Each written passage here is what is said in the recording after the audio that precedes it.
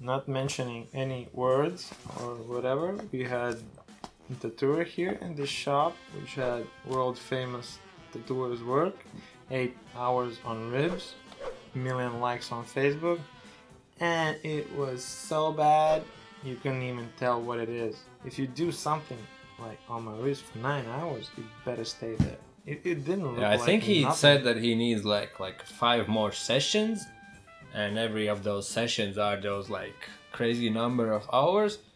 I mean, it would probably at some point stay there, but like it's just. I mean, if it is the way how you work, but if you show people your work after the first session, which looks amazing, shiny and perfect, it's misleading, you know? Yeah, and that fresh work is still on the guy's portfolio, which is a portrait of a face, and now that dude have just 2 eyes on his ribs and also some. And it's quite scarred as well. So That sad stuff, story, bro. yeah, and expensive probably as Yeah. well.